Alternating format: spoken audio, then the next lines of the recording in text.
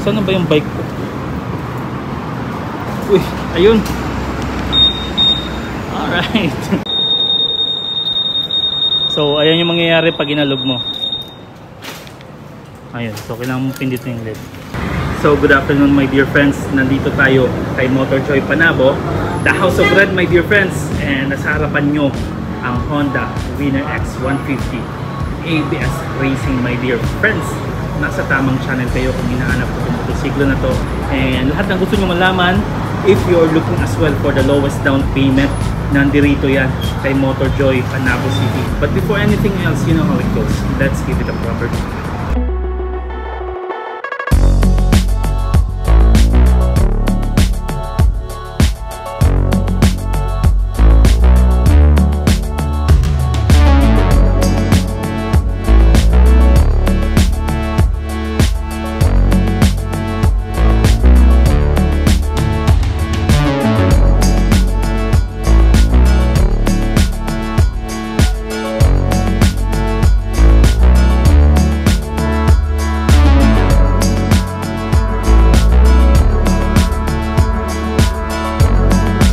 This motorcycle right here my dear friends is replacing the GTR Supra, pero marami itong kayang i-offer. Sisimulan natin sa kanyang engine, ang kanyang displacement 149cc, naka dual overhead cam po tayo with 4 valves, fuel injected with liquid cooling, and naka 6-speed din po siya with assist brake clutch.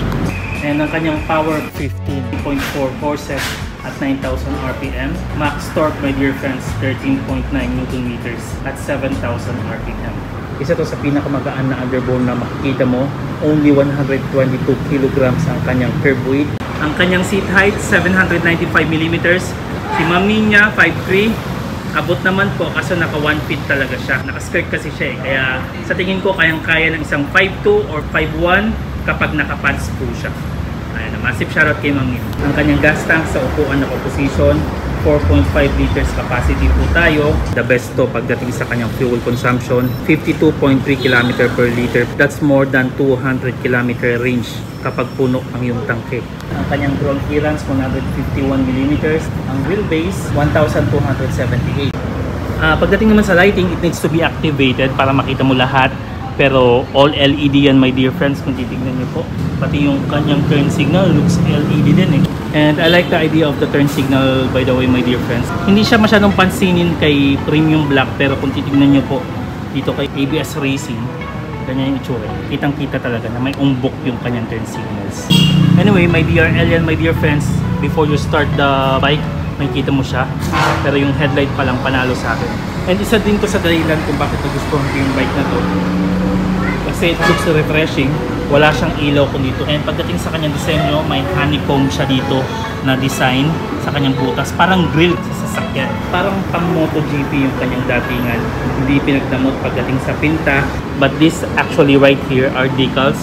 Ayan o, napaka-low-key nung kanyang decals. Hindi mo malalaman na decals unless you come closer or you touch it. And when you are talking about Honda Red, maganda at hindi pinagdadamot ang kanilang pinta.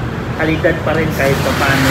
Maganda din yung front fender niya, kung titignan nyo. Dalawang skin kumbaga, pula dito, black on this part. Sa may likuran, full LED din po tayo. Pati yung kanyang brake light, maganda din yung itsura. Sa may bandang tail, ganito yung makukuha natin. Grab bar, legit naman. Panalo. All racing stuff pagdating sa kanyang rear end. Punta tayo sa kanyang display kung ano yung makikita natin. Uy! Sa kanyang display, ganito po tayo.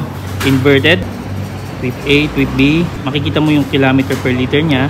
Average kilometer per liter. A and B yan my dear friends.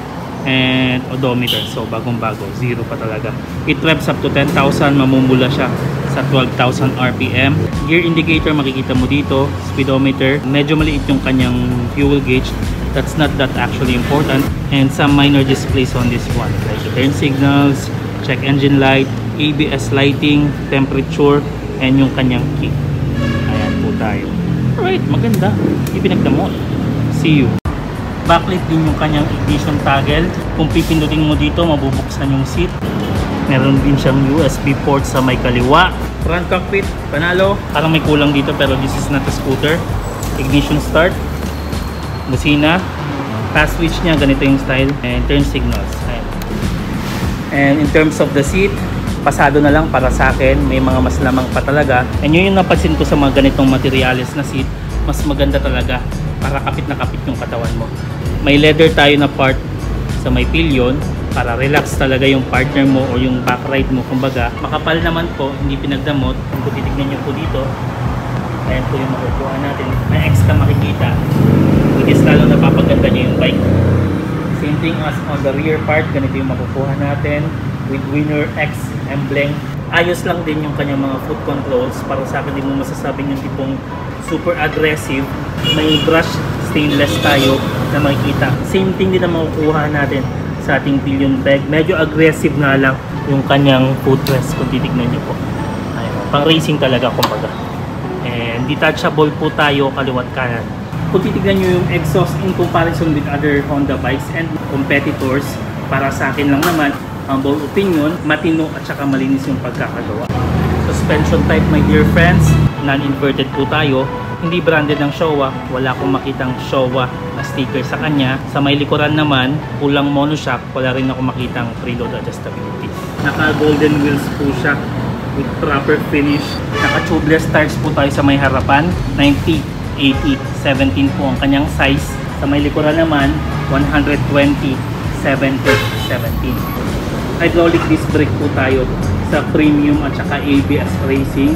Hydraulic disc brakes din po tayo sa likuran for all variants. Naka golden calipers po siya with Nissan branding.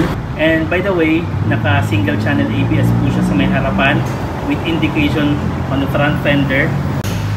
And when it comes to the SRP, my dear friends, ang kanyang Infinity Red, 131,900 Philippine pesos po. Yung black na i-vlog na natin before, pero may bago daw silang pula, 129,900 Philippine pesos. At saka hindi pa natin na-i-vlog yung standard. Yung standard niya, 123,900 Philippine pesos. Yun kung ayaw nyo nang may ABS yung motorsiklo niya. Isa sa nagustuhan ko kay Motorjoy or kay Motortrade, kapag inuutang mo, makukuha mo talaga yung dalawang key niya kumbaga. And meron din siyang alarm system, tutunog siya kapag inalog mo. And meron din siyang yung tipong kapag pinindot mo, malalaman mo kung saan yung bike mo. Dito kay Motorjoy Panabo, ang kanyang down payment 23,000 Philippine pesos po. All in po yan, my dear friends. 36 months, 6,626. And if you pay on time, ang kanyang rebates 500 pesos. Ngayon, my dear friends, kung gusto nyo pang taasan or may iba kayong inquiry sa kanila, nakalink sa description ang kanilang number. Kung papapiliin ako, my dear friends, in terms of the price and in terms of the usability na lang din, my dear friends, doon tayo sa ABS Premium Black. Mas mura siya ng konti when it comes to the paint job kay ABS Racing. Pero kung gusto mo talagang yung tipong takaw tingin yung motorsiklo mo, pansin na pansin talaga, go with this one. Quality wise, panalo para sa akin. When it comes to the premiumness as well, my dear friends, panalo para sa akin. Grabe, ganda talaga, my dear friends. And para sa akin yung dating niya lang naman it's either special edition or limited edition. Kasi napaka-racing yung kanyang datingan.